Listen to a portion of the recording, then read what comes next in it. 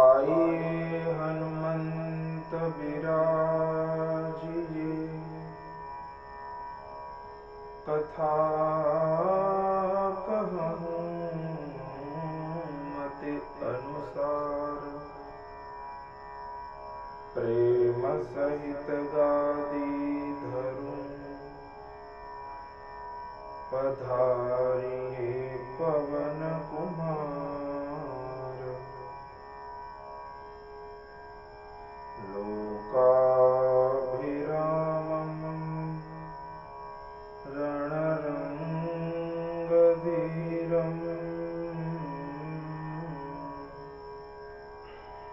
राजीवनेत्रं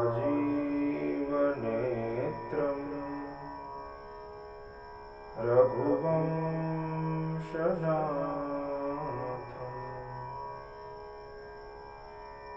कारुण्यरूपं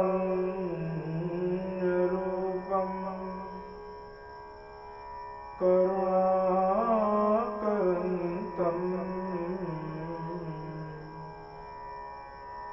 श्रीरामचन्द्रं शरणं प्रपद्ये। मनोजवं मारुततुल्यवेगं,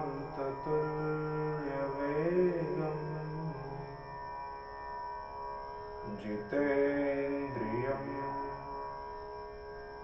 बुद्धिमतां वरिष्ठं,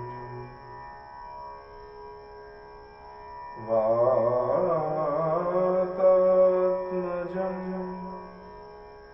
वानरयूथमुख्यं,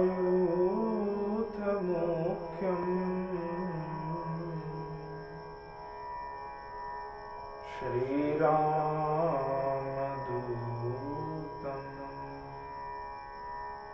शरणं प्रपद्ये। श्रीरामचंद्र भगवान की जय। श्री हनुमान जी महाराज की जय। सद्गुरु भगवान की जय। ओम नमः पार्वती पतये, हर हर महादेव हर। कूजन्तं राम रामेति मधुरं मधुराक्षरम्, आरुह्य कविता शाखां वन्दे वाल्मीकिकोकिलम्। गुरुर्ब्रह्मा गुरुर्विष्णुः गुरुर्देवो महेश्वरः, गुरुः साक्षात् परब्रह्म तस्मै श्री गुरवे नमः। तस्मै श्री गुरवे नमः। तस्मै श्री गुरवे नमः। भगवान श्री हरि के दिव्य चरण कमलों में सदैन्य दंडवत प्रणाम निवेदन करते हुए श्री हरि गुरु स्मरण के साथ आइए इस श्रावण मास के पवित्र पर्व में, जहां पर श्रवण का खूब महत्व है, ऐसे इन दिनों में श्री हरि गुरु कृपा से श्रीमद् वाल्मीकि रामायण के निजाश्रय में स्वाध्याय पठन श्रवण और अनुष्ठान का यह दिव्य अवसर हम सभी को प्राप्त हो रहा है। आइए हम सभी उसमें लाभ लें। इस दिव्य श्रीमद् वाल्मीकि रामायण के श्रवण के पूर्व भगवान श्री रामचंद्र जी के चरण कमलों में प्रणाम निवेदन करते हुए, श्री हनुमान जी महाराज के दिव्य चरण कमलों में प्रणाम निवेदन करते हुए, श्री सद्गुरुदेव भगवान के चरण कमलों में प्रणाम निवेदन करते हुए इस दिव्य भाव को परोक्ष और अपरोक्ष रूप से सुन रहे आप सभी को प्रणाम। जय श्री कृष्ण, जय सिया राम, हरि ओम। स्टॉप कर दो। श्री रामचंद्र जी के दिव्य भावों को धर्ममयी धर्म पूर्ण श्री रामचंद्र जी का इन जो दिव्य जीवन है उनके बारे में श्री वाल्मीकि जी के सानिध्य में बैठकर उनके कहे हुए, उनके लिखे हुए, उनके अनुभव किए हुए भावों को हम सभी श्रवण करें। यहाँ पर श्रीमद् वाल्मीकि रामायण में खूब सुंदर भाव है कि यह श्रीमद् वाल्मीकि रामायण जो कि सीतायाः चरितम महत्, जो कि सीता जी का चरित्र है, यहाँ पर ये कहते हैं कि जो अन्य अन्य रामायण है और साथ में श्री रामचरितमानस जिसमें श्री गोस्वामी जी तुलसीदास जी के दिव्य भावों का वर्णन चौपाइयों के द्वारा, दोहरा और सौठा के द्वारा प्रकट किए गए, उसी प्रकार यहाँ पर सीता जी के भावों को, सीता जी ने अपने भावों को अपने निजी जीवन के, अपने निजी भावों के, अपने निजी विचारों के रूप में जो कुछ श्री वाल्मीकि जी को कहा, वही संपूर्ण श्रीमद् रामायण यहाँ पर वाल्मीकि जी ने प्रकट करी। श्री रामचंद्र जी के दिव्य भावों को धर्ममयी, धर्मपूर्ण श्री रामचंद्र जी का इन जो दिव्य जीवन है उनके बारे में श्री वाल्मीकि जी के सानिध्य में बैठकर उनके कहे हुए, उनके लिखे हुए, उनके अनुभव किए हुए भावों को हम सभी श्रवण करें। यहाँ पर श्रीमद् वाल्मीकि रामायण में खूब सुंदर भाव है कि यह श्रीमद् वाल्मीकि रामायण जो कि सीतायाः चरितम महत्, जो कि सीता जी का चरित्र है, यहाँ पर ये कहते हैं कि जो अन्य अन्य रामायण है और साथ में श्री रामचरितमानस जिसमें श्री गोस्वामी जी तुलसीदास जी के दिव्य भावों का वर्णन चौपाइयों के द्वारा, दोहरा और सौठा के द्वारा प्रकट किए गए, उसी प्रकार यहाँ पर सीता जी के भावों को, सीता जी ने अपने भावों को अपने निजी जीवन के, अपने निजी भावों के, अपने निजी विचारों के रूप में जो कुछ श्री वाल्मीकि जी को कहा, वही संपूर्ण श्रीमद् रामायण यहाँ पर वाल्मीकि जी ने प्रकट करी। साहित्य के प्रथम कृति के रूप में यह रामायण प्रसिद्ध हुआ और वाल्मीकि महाकाव्यम, ये महाकाव्य है जो प्रथम बार इस भूधरा पर जो श्लोकों के रूप में प्रकट हुआ। कहते कि इसके पहले तो सिर्फ मंत्र ही थे, लेकिन जब वह करुण धारा बही मानिषाद प्रतिष्ठाम त्वम अगमः शाश्वती ही समाह यत्क्रौंच मिथुनादेकम अवधि ही काम मोहितम, यह जो हृदय के भावों को वाल्मीकि जी ने शब्दों के रूप में बहा दिया और फिर ब्रह्मा जी की आज्ञा हुई और फिर जो लिखा, वही श्रीमद् वाल्मीकि रामायण के रूप में प्रकट हुआ। महात्म्य में प्रवेश करें और स्कंद पुराण अंतर्गत यहाँ पर दिव्य महात्म्य कहा गया है और उसी के क्रम से हम सभी पूरे मास पर्यंत प्रति घंटा एक एक दिन एक एक घंटे का यह पूरा ये दिव्य सत्संग हम सभी श्रवण करने वाले हैं। आज महात्म्य के श्लोकों का श्रवण और उनका अनुसंधान अनेक टीकाओं और अनेक वक्ताओं के चरणों में उनको सुन करके और उनका यथामति यथाभाव श्रवण कर समझकर फिर आपके सन्मुख यहाँ पर प्रकट किया जाएगा। आइए स्कंद पुराण अंतर्गत इस महात्म्य का श्रवण करें। श्री सीतारामचंद्राभ्याम नमः। श्रीरामः शरणं समस्त जगतां, रामं विना का गति, रामेण प्रतिहन्यते कलिमलं, रामाय कार्यं नमः। रामात्रस्यति काल भीम भुजगो, रामस्य सर्वं वशे, रामे भक्तिरखण्डिता भवतु मे, राम रामत्वमेवाश्रयः रामे भक्तिरखण्डिता भवतु मे रामत्वमेवाश्रयः। स्कंद पुराण में श्री व्यास जी महाराज कह रहे हैं कि श्री रामः शरणम समस्त जगताम। इस श्लोक में प्रथम पंक्ति में ही श्री रामः शरणम ऐसा कहा गया। राम जी ही समस्त जगताम शरणम, पूरे जगत के, पूरे संसार के शरण है। या तो श्री रामः समस्त जगताम शरणम अर्थात श्री रामचंद्र जी समस्त संसार को शरण देने वाले हैं, शरण में रखने वाले और शरण देने वाले। शरणम के दो अर्थ होते, शरणम गृहम, शरणम आश्रयः।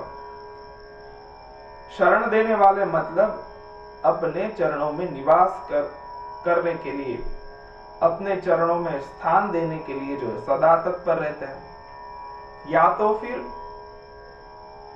आश्रय, अपने चरणों में अपने भक्तों को रखकर उनका क्षेम पालन करने वाले श्री राम जी है। शरणम समस्त जगताम। और वैसे कहा जाए तो शरणीय भगवान श्री हरि के अलावा तो और कोई है ही नहीं। ठाकुर जी है जो सभी को अपने शरणों में रखते हैं। श्री रामः शरणम समस्त जगताम, और उनके अलावा तो और कोई गति ही नहीं है। इसलिए व्यास जी कह रहे हैं कि रामम बिना का गति। उनके शरण में नहीं जाएंगे तो कहां पर जाएंगे? हरि गुरु के शरणों में ही जाकर के हमारा उद्धार होना है। रामम बिना का गति, श्री राम जी के अलावा और कोई ठोर नहीं जहां पर हमारी गति हो। वैसे यहाँ पर रामम बिना का गति, यहाँ पर ती दीर्घ है, मतलब गति द्विवचन रूप में है। रामम बिना का गति, श्री राम जी के अलावा हमारी और कोई गति नहीं है। गति द्विवचन है, अर्थात श्रीमद् भगवत गीता में भगवान श्री कृष्ण कह रहे हैं कि शुक्ल कृष्णे गति येते जगतः शाश्वते मते। दो प्रकार की गति है। शुक्ल कृष्ण गति येते, एक तो अर्चिरादि मार्ग से और एक धूम्रादि मार्ग से। दोनों प्रकार से गति होती है। देवी भागवत में श्री सुखदेव जी का स्वयं का यह अनुभव रहा। उन्होंने दोनों मार्गों की गति का अनुभव किया। कहते हैं कि इस प्रकार दोनों प्रकार की गति को प्रदान करने वाले और इन दोनों प्रकार की गति के द्वारा भी प्राप्य तो वही श्री राम जी ही है। तो फिर हम और किसकी शरण में जाए? रामम बिना का गति। इसको यदि प्रश्नार्थ के रूप में ले ले कि यह तो एक प्रश्न है, तो भी रामम बिना का गति, हमारी और कोई गति नहीं है। बहुत सुंदर एक व्युत्पत्ति होती है, गम्यते अस्याम इति गति। गति मार्ग, कहते हैं कि जिसके द्वारा हमारा गमन हो सके। राम जी के अलावा और कोई गति नहीं है कि जहां पर हमें कोई और मार्ग मिले, और कोई पथ ही नहीं है जहां पर हम जाए। इसीलिए जिसके द्वारा हमारी गति हो, हमारा गमन हो, वो भी श्री राम जी है। गम्यते अस्याम इति गति अर्थात मार्ग। कहते हैं गम्यते ज्ञायते अन्यया इति गति। वैसे तो गमृ गतो धातु है, तो तीन व्युत्पत्ति होती है वैसे प्रत्येक धातुओं की, ज्ञान, गमन और प्राप्ति। ज्ञातुम इच्छा जिज्ञासा, गंतुम इच्छा जिगमिषा, और फिर प्राप्तुम इच्छा इप्सा। तो गति के धातु के अर्थ को यदि लिया जाए तो ज्ञेय भी श्री राम जी ही है और गम्य भी श्री राम जी ही है, और साथ में जो इप्सित है वो भी श्री राम जी ही है। भक्तों के लिए जानने योग्य श्री हरि, भक्तों के लिए जिसके चरणों में, जिनके चरणों में हमारी गति हो वो भी श्री हरि, और जिनको प्राप्त करने की भी लिप्सा हो वो भी श्री हरि ही है।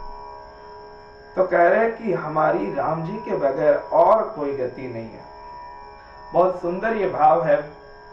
हमारे यहाँ ऐसा माना जाता है कि शब्दः कामधेनवः, शब्द जो होते हैं वो तो कामधेनु की तरह होते हैं। जैसे कामधेनु के पास जो भी याचना करी जाए वो सभी इच्छाओं को पूरी करती है, उसी प्रकार शब्दों के पास जो भी इच्छाएं रखी जाए, मतलब जो भी अर्थ निकालना वो हम दो सकते हैं।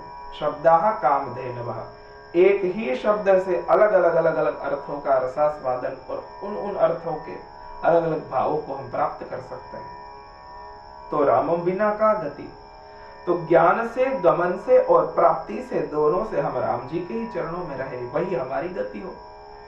रामम बिना का गति।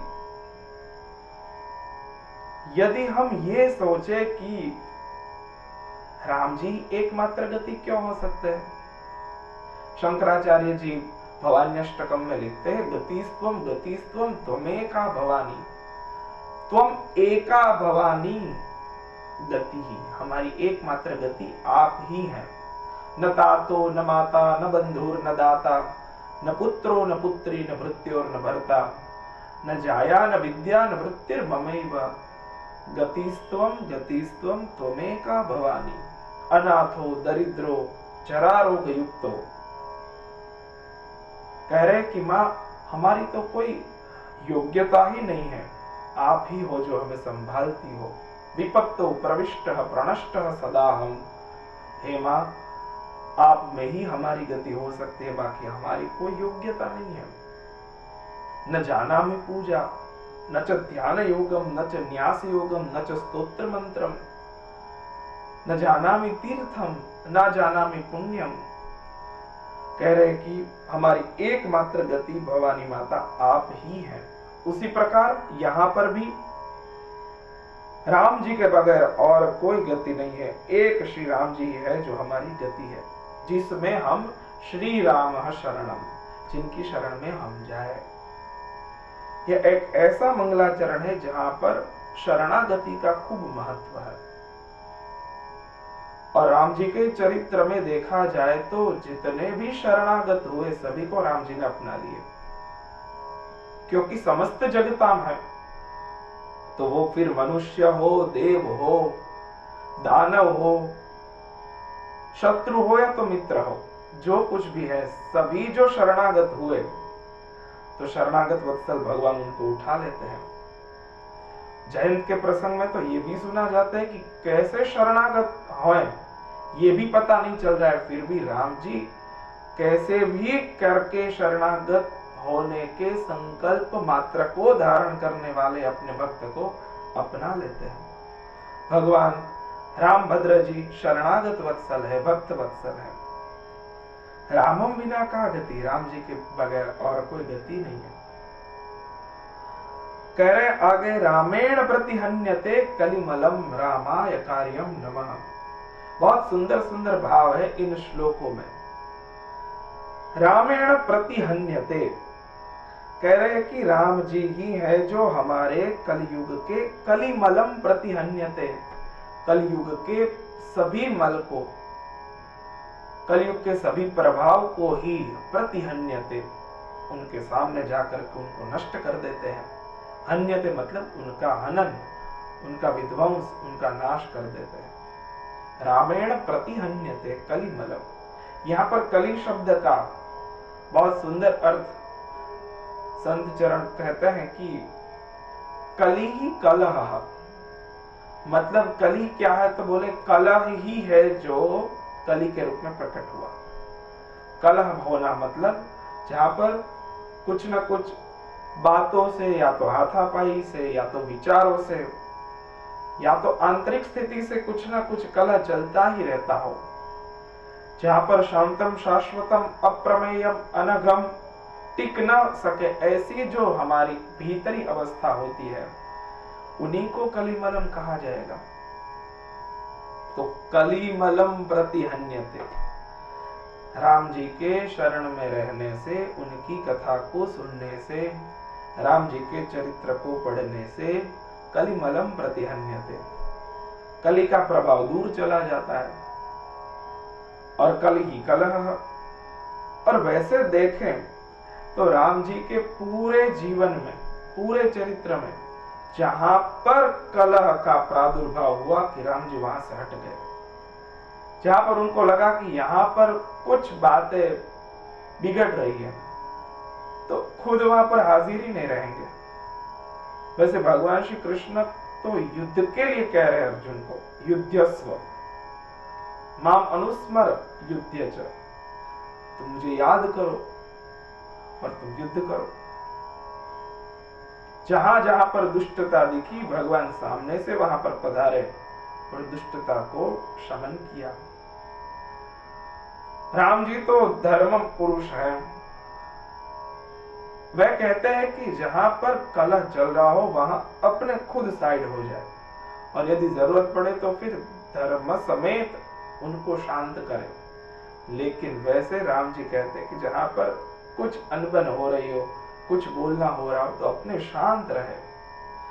जैसे ही कैकेयी माता ने कहा कि राम जी को वनवास होना चाहिए और भरत को राजगादी मिलनी चाहिए, सोचने पर ऐसा लगता है कि राम जी यदि रुक गए होते और भरत की प्रतीक्षा करी होती तो भरत जी उन्हें जाने ही नहीं देते। लेकिन जैसे उनको लगा कि जैसे ही भरत यहाँ पर पधारेंगे, कैकेयी माता के इन संकल्पों के बारे में जब सभी को पता हो जाएगा और सब ये जान पाएंगे, जान लेंगे कि ये सब कैकेयी माता की ही संकल्प से, उनकी ही इच्छा से, उनके ही भाव से ये सब हुआ है, तो फिर वनवास का जो संकल्प और पिताजी का जो वचन है, रघुकुल रीति सदा चली आई, प्राण जाई पर वचन न जाई, यह सिद्ध नहीं हो पाएगा। इसलिए राम जी खुद साइड हो गए और वनवास से माँ की इच्छा भी पूर्ति हो गई, पिताजी के वचन की भी पूर्ति हो गई, और जो मुख्य हेतु था परित्राणाय साधूनां विनाशाय च दुष्कृतां, उसका भी संकल्प पूर्ण हो गया। तो इस प्रकार राम जी जहां पर होते वहां पर कली मलम प्रतिहन्यते, वहां से कली का पूरा प्रभाव नष्ट हो जाता है।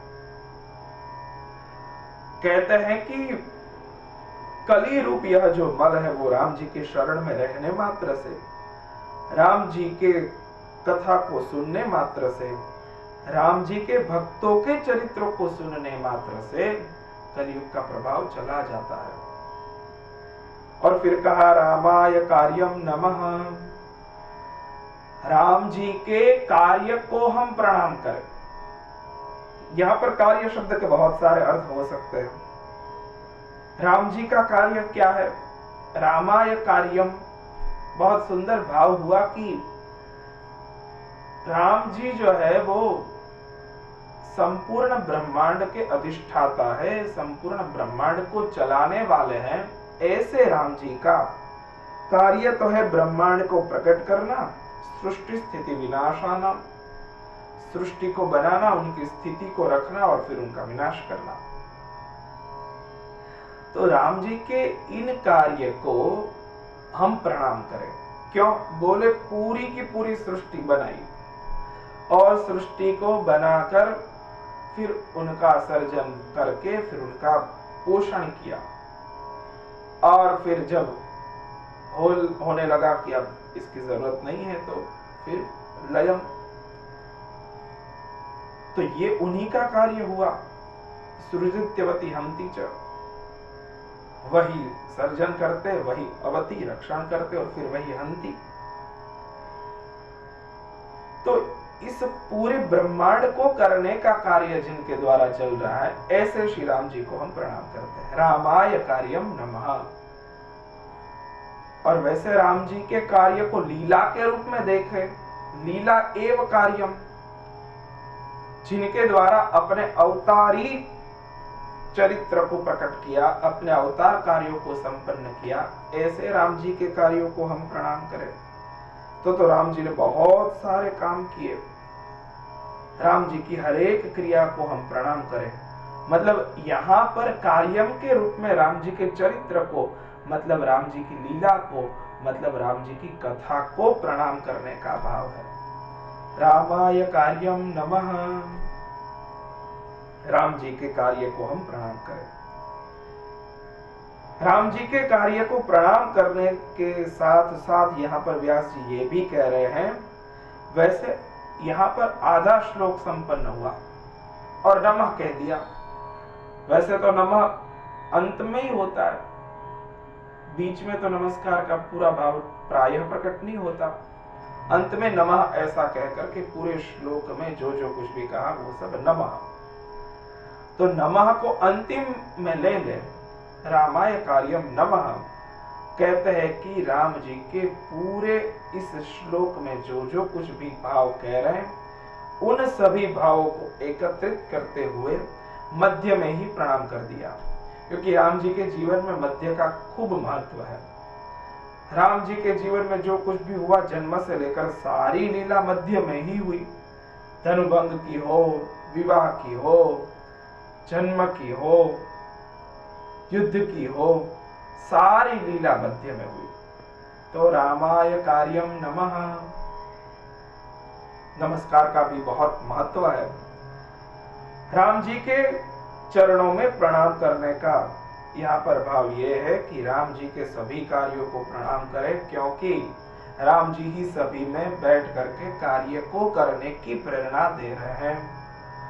श्री हरि ही सभी में है, हरि ही समस्त जगताम, सभी के चरणों में हम प्रणाम करें, क्योंकि सभी में सिया राम मैं सब जग जानी, करहु प्रणाम जोरि जुग पानी।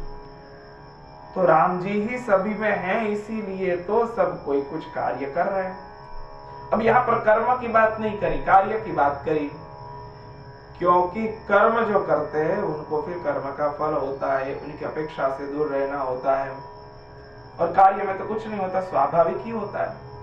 तो भगवान जब रवंतुम मनश्चक्र करते हैं तो वहां पर वो कर्म नहीं है, क्रिया है, जिसका न तो कोई फल होता है, जिसकी न तो कोई अपेक्षा होती है, और न ही उससे फिर फल को त्याग करना होता है। उनको तो उसी क्षण अनुभव और अनुभूति में लिया जा सकता है। इसी प्रकार रामाय कार्यम नमः, एक पंक्ति में अलग अलग विभक्तियों के नाम है। कहते हैं कि रामात्रस्यति काल भीम भुजगो रामस्य सर्वं वशे।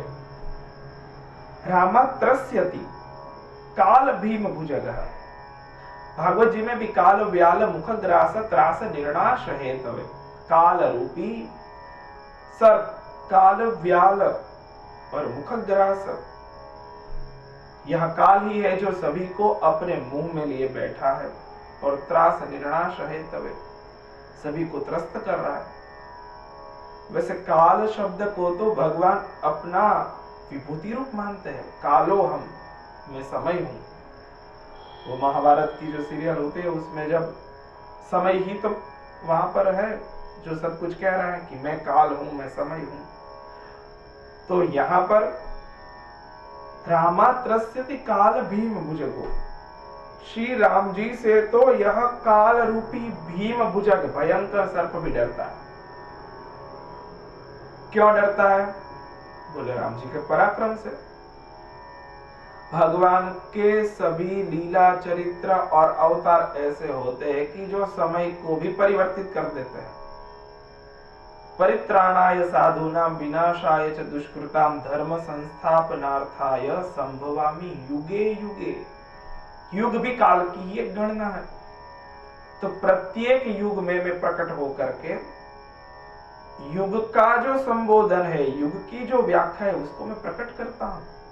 इसीलिए संभवामि और संभावयामि, युगे युगे ये सब मैं संभवित करता हूं। तो यहां पर भी भगवान के प्रताप से यह काल रूपी, वैसे तो कहा जाए तो भक्त, भक्ति, भगवंत, गुरु, ये जहां पर विराजमान हो जाते हैं वह समय को परिवर्तित ही कर देते हैं। समय को हम रोक नहीं सकते, समय तो चले वेती, वो कभी ही नहीं रुकता, लेकिन उसको हम परिवर्तित जरूर कर सकते हैं। हम उसके उपयोग को अवश्य ही अन्य अन्य भावों से, अन्य अन्य कार्यों से, अन्य अन्य विचारों से दिव्य बना सकते हैं, सेव्य बना सकते हैं। लेकिन उसके लिए श्री राम जी की अनहद कृपा, सद्गुरु चरणों की अनहद कृपा आवश्यक हो जाती है। अब बहुत सुंदर भाव ये भी है कि रामत्रस्यति काल भीम भुजगो। राम जी के ही कृपा से यह काल रूपी जो सर्प है वह स्वतंत्र नहीं रहता, लेकिन कंट्रोल में आ जाता है। क्यों? क्योंकि रामस्य सर्वम वश है। राम जी से ही तो सब कुछ वशीभूत है, राम जी से ही तो सब कुछ कंट्रोल में है।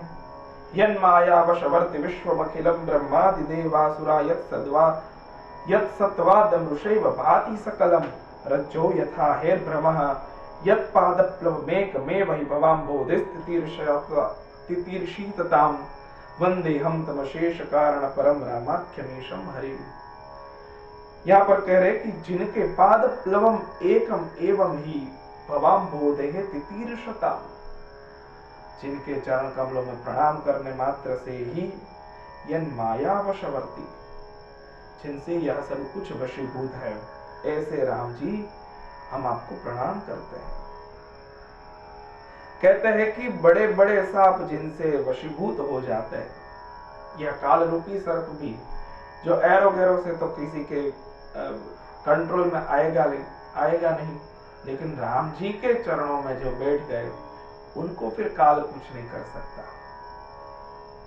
श्रीमद् भागवत जी में जहां पर प्रहलाद जी का चरित्र है, वहां पर जब नृसिंह नारायण क्रोधित हो गए, अपने बालक को इस प्रकार दुखी देख करके जब उनका क्रोध शमन न हुआ और फिर जब हिरण्यकशिपु की छाती को फाड़ करके अपने क्रोध को और अपने इसी कारुण्य भाव को जब उन्होंने नरसिंह रूप में प्रकट किया, तब अनेकों ने स्तुति करी, लेकिन किसी से भी शांत न हुए।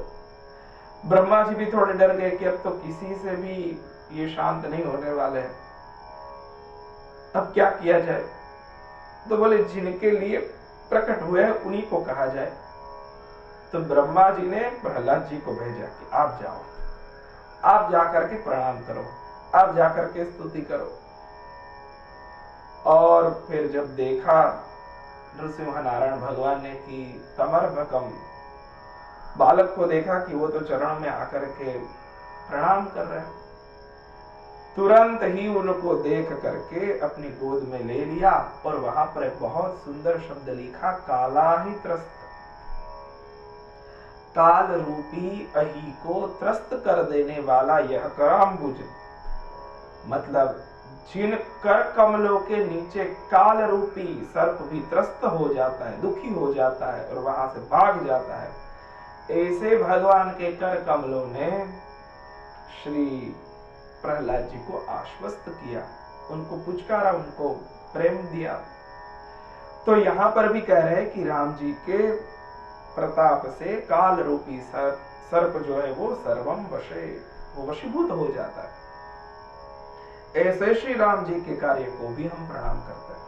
यह रामाय कार्यम नमः तो सभी के साथ जोड़ दे और नमः शब्द को तो सभी के साथ जोड़ दे, क्योंकि नमस्कार का खूब महत्व है। एकोपि कृष्णस्य कृत प्रणामः दशाश्वमेध बभृथेन तुल्यम।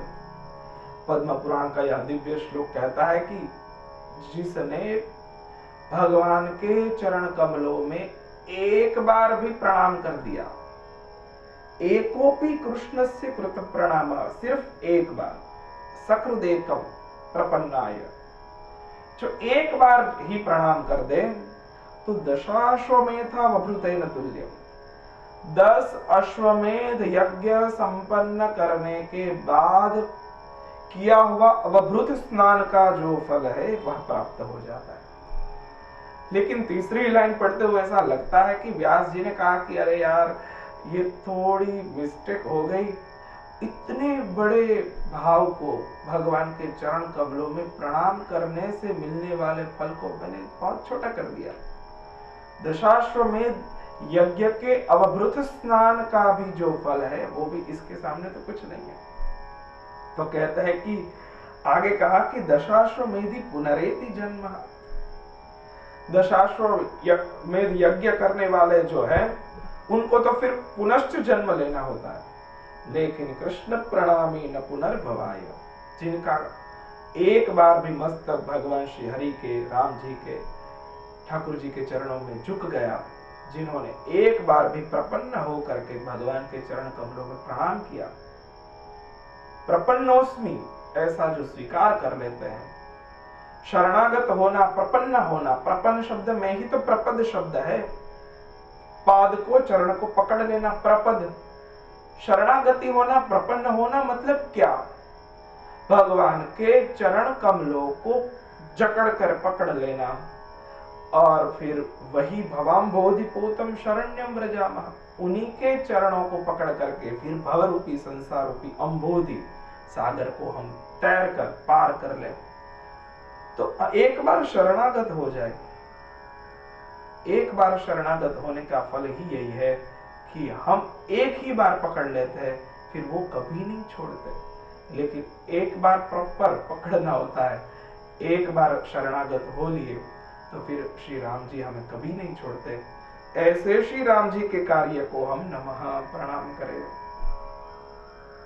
रामस्य सर्वम वशे, राम जी से सभी कुछ वशीभूत है। फिर कह रहे रामे भक्ति रखंडिता भवतु में भो राम त्वमेवाश्रयः। रामे भक्ति ही अखंडिता, श्री राम जी में हमारी अखंडिता भक्ति हो और ऐसी भक्ति बनी रहे कि जो कभी भी खंडित न हो। श्रीमद् भागवत जी में भी वह सुंदर श्लोक है, सवै पुंसाम परो धर्मो यतो भक्ति रधोक्षजे अहैतुक्य अप्रतिहता ये आत्मा संप्रसीदति। भगवान कैसी भक्ति से प्रसन्न होते हैं। देखो भक्त होना, उसमें भी कैसी भक्ति है, दृढ़ भक्ति है, पतिव्रता पूर्ण भक्ति है, आश्रय पूर्ण भक्ति है। यहां पर कहते हैं कि हमारी भक्ति अखंडित हो, रामे भक्ति अखंडिता भवतु, प्रार्थना करी गई है, अंतिम पाद है, इसलिए हमारी अखंडित भक्ति हो। अखंडित शब्द का अर्थ यह कहना चाह रहे व्यास जी महाराज कि हमारी भक्ति जो है वो अहेतुकी हो। अहेतुकी का अर्थ क्या है? जिसमें कोई हेतु ही नहीं हो, हेतु के बगैर ही हमारा प्रेम हो जाए। हमें कुछ चाहिए, हमारा कुछ इप्सा लिप्सा मनीषा जो कुछ भी वही पूर्ण हो, ऐसी बात नहीं है। अहेतुकी, अप्रतिहता हो, कभी भी पूर्ण भी न हो और कभी भी हम भक्ति करें उससे हमें कुछ प्राप्त भी हो, ऐसा भी भाव नहीं हो। ऐसी भक्ति हमारी भगवान के चरणों में हो।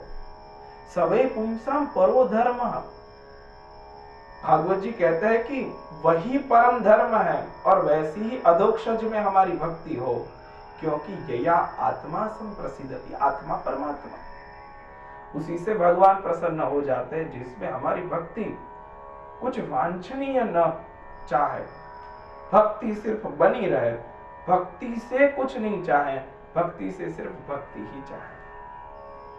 हम वही चाहे, हम वही प्राप्त करें, हमारी वही मनीषा हो कि जिससे हमें ठाकुर जी मिले, जिससे हमें राम जी में प्रीति मिले, उसके अलावा और कुछ नहीं चाहिए। वही असली भक्ति है। कहते हैं कि राम में भक्ति अखंडिता भवतु में, राम जी में हमारी अखंड भक्ति बनी रहे।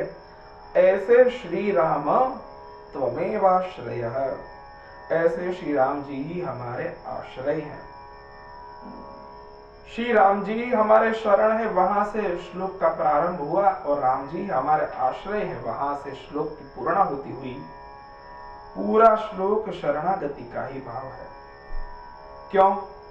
बोले राम जी के चरण में जो शरणागत हुए उनको राम जी ने अपना लिया। और यहाँ पर देखने लायक है ये है कि जो जो भी राम जी के चरण में आए उनको राम जी ने गले लगा लिया। अन्य अन्य अवतारों में यह भाव बहुत कम देखने को मिलता है, लेकिन राम जी तो करुणापूर्ण है।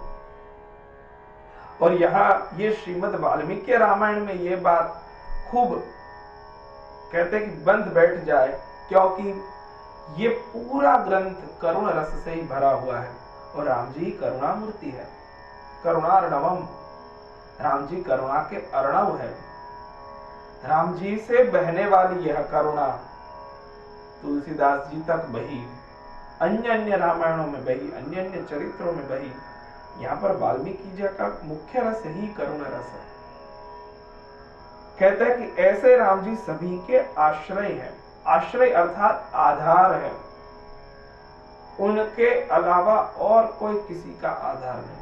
राम जी सभी का आधार है। मेरो तो आधार सीता राम के चरणारविंद।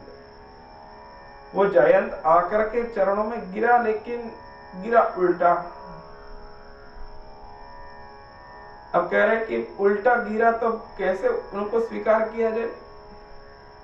सीता जी उनको फिर से पुनः जैसे उनको शरणागत होना चाहिए जयंत को, उसी तरह, यद्यपि कौवे के रूप में था, तो फिर उसको ठीक तरह से उनके चरणों में बिठा करके राम जी के आश्रय में लाते हैं।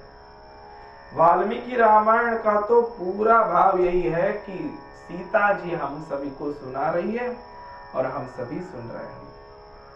सीता जी हम सभी को सुना रहे, उसका भाव क्या है? सीता या चरितम महत। अन्य अन्य ग्रंथों के कर्ता जो हैं वो खुद अपने भाव को लिख रहे और सुना रहे।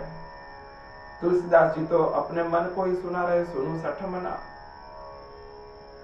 लेकिन यहाँ पर सीता जी कह रही है, वाल्मीकि जी वह सब सुन करके लिख रहे हैं।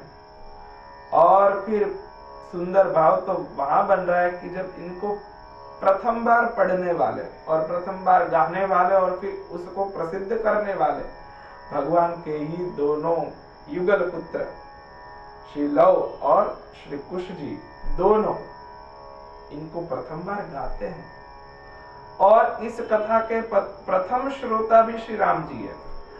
वाल्मीकि रामायण का महत्व यहाँ पर बढ़ जाता है, इसकी विशेषता वहां पर बढ़ जाती है कि इसको कहने वाले प्रथम वक्ता जो है वो सीता मैया है, लिखने वाले श्री वाल्मीकि जी है, पढ़ने और कंठस्थ करने वाले राम जी के ही दोनों युगल पुत्र हैं, और इनके प्रथम श्रोता जो है वह श्री राम जी है। सुंदर आगे भाव सब कुछ सुनने में आएगा।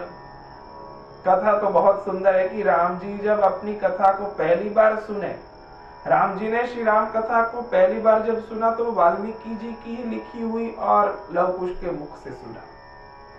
और क्या भाव है कि जब सुनने लगे तो फिर धीरे धीरे धीरे धीरे इतना रस बढ़ा कि सिंहासन से उतर गए और नीचे बैठ करके और आगे आकर के और लव कुश दोनों जब अपने दिव्य मधुर कंठ से इस राममयी कथा को गा रहे थे, वहां पर खुद ही सुन रहे, खुद की सुन रहे, और उनको इतना आश्चर्य होता है कि क्या दिव्य भाव है, क्या दिव्य कथा है, क्या दिव्य चरित्र है। राम जी को लग रहा है कि ऐसी कथा, खुद को भूल गए। राम जी को इतना आश्चर्य और इतना भाव बढ़ जाता है कि अपने सिंहासन से उतर के और खिसक कर नीचे नीचे आते हुए कथा की ओर बढ़ जाता है। इसका महात्म्य यही बढ़ जाता है कि जिस कथा को सुनने के लिए स्वयं राम जी कथा की ओर बढ़ जाता है, ग्रंथ की ओर बढ़ जाता है, कथा वक्ता की ओर बढ़ जाता है, और खुद नीचे नीचे आकर के अपने भक्तों की ओर पहुंच जाते हैं, यही कथा का महात्म्य है। कथा करती क्या है? कथा उस परम तत्व को जो प्रेम रूप में है, धर्म रूप में है, आनंद रूप में है, अनुभूति के रूप में है, उसी तत्व को भक्त के पास ला करके खड़ा कर देती है। कथा में यह दिव्य आनंद प्राप्त होता है।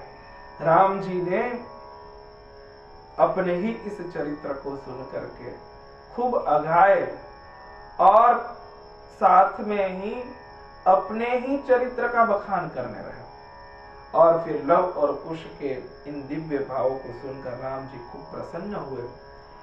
जिस कथा को सुनकर के स्वयं प्रभु प्रसन्न हुए, उस कथा को हम सभी सुन रहे हैं। और यहाँ पर मंगलाचरण के इन भावों के साथ हम सभी आज की कथा को विराम की ओर ले चले। यहाँ पर मंगलाचरण के साथ साथ व्यास जी महात्म्य कह रहे हैं, और स्कंद पुराण अंतर्गत जो महात्म्य यहाँ पर प्रकट किया गया वो हम सुनेंगे। साथ में ही यथामति यथा भाव जो कुछ भी हरि गुरु कृपा से यहाँ से भाव को प्रकट किया जाएगा।